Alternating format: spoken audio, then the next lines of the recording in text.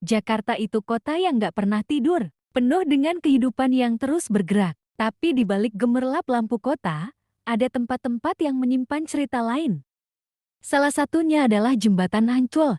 Jembatan ini sebenarnya biasa aja sih kalau dilihat siang hari. Tapi kalau malam, ceritanya beda banget. Aku masih inget banget malam itu. Udah larut, jam menunjukkan pukul 1 pagi. Barusan nongkrong sama temen-temen di kawasan Kemayoran. Sebenarnya ada jalan lain yang lebih ramai buat pulang. Tapi karena males muter jauh, akhirnya aku putusin lewat Jembatan Ancol aja. Ah, masa sih serem? Cuma jembatan biasa. Gumamku sambil menyalakan motor. Mesinnya merang pelan di keheningan malam. Aku ngerem sebentar di ujung jalan sebelum masuk ke jembatan, ngeliat sekeliling. Sepi banget, gak ada mobil lewat, bahkan motor pun kayaknya. Cuma aku doang yang nekat lewat sini malam-malam begini. Aku teringat cerita-cerita yang pernah dengar soal jembatan ini. Katanya sih dulu ada cewek bunuh diri di sini. Tapi ya namanya juga cerita kota, mana ada yang tahu bener apa enggak? Aku sendiri termasuk orang yang gak gampang percaya sama hal-hal gituan. Lagian cuma 5 menit lewat sini. Aku meyakinkan diri sendiri sambil perlahan masuk ke jembatan. Begitu roda motorku menyentuh permukaan jembatan, tiba-tiba ada yang aneh. Udara berubah jati dingin banget, padahal cuaca Jakarta malam itu lumayan panas. Aku merem-melek sebentar, duh, kenapa tiba-tiba dingin banget ya? Lampu jalan di sepanjang jembatan tiba-tiba mulai kedap-kedip. Aku ngerasa jantung berdegup lebih kencang. Ini lampu emang jelek atau gimana sih? Aku coba tenangin diri. Suara angin menderu di telinga. Padahal gak ada angin sekeras itu sebelumnya. Aku pelan-pelan ngegas motor. Mencoba untuk cepat-cepat nyelesain perjalanan di jembatan ini. Tapi semakin ke tengah, semakin aneh rasanya. Kayak ada yang ngeliatin aku. Perasaan gak enak ini mulai menyerang. Aku berusaha fokus ke jalan depan, tapi mata ini kayak tertarik untuk lirik ke samping, ke arah air di bawah jembatan.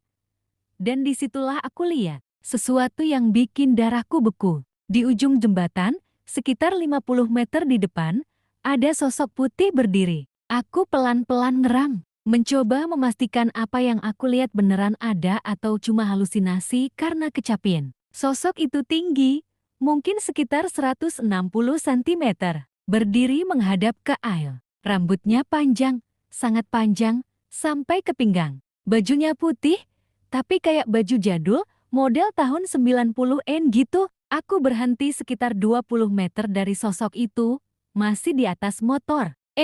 Mbak, lagi butuh bantuan. Aku coba teriak pelan. Suaraku kayak hilang ditelan angin. Sosok itu nggak bergerak, tetap berdiri menghadap air. Aku mulai ngerasa ada yang gak beres. Kenapa ada cewek sendirian di jembatan jam segini? Aku coba teriak lagi, lebih keras kali ini. Halo, Mbak. Lambat-lambat, sosok itu mulai menoleh ke arahku. Aku nahan nafas, tapi yang muncul bukan wajah manusia. Rambutnya yang panjang itu menutupi seluruh wajah. Gak ada mata, gak ada hidung, gak ada mulut. Cuma rambut hitam panjang yang menutupi segalanya. Aku langsung ngegas motorku sekuat tenaga. Jantung berdegup kencang sampai aku bisa dengar suaranya di telinga sendiri. Aku nggak berani lirik ke belakang.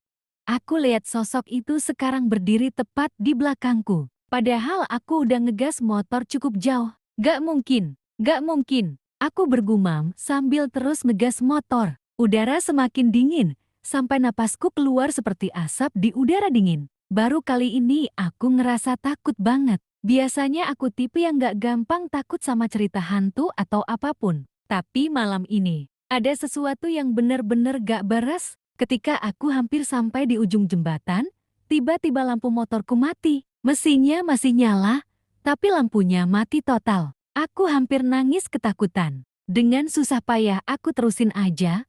Pokoknya harus keluar dari jembatan ini. Akhirnya aku berhasil sampai di ujung jembatan. Aku berhenti sebentar, ngos-ngosan, mencoba tenangkan diri. Aku lirik ke belakang. Jembatannya terlihat kosong. Gak ada sosok aneh-aneh. Pasti halusinasi. Aku meyakinkan diri sendiri sambil terus ngegas motor menjauhi jembatan itu. Tapi ketika aku lirik ke kaca spion sekali lagi, Aku lihat sesuatu yang bikin seluruh tubuhku gemetar. Di kaca spion, terlihat jelas sosok perempuan berambut panjang itu. Sekarang duduk di jok belakang motorku. Tangan kurusnya yang pucat melingkar di pinggangku. Aku berteriak sekencang-kencangnya. Motor oleng dan aku nyaris jatuh. Ketika aku berhasil mengendalikan motor lagi dan lirik ke kaca spion, sosok itu sudah hilang. Tapi aku tahu satu hal, ini belum berakhir. Aku udah menarik perhatian sesuatu yang gak seharusnya aku ganggu. Dan sesuatu itu sekarang mengikutiku pulang.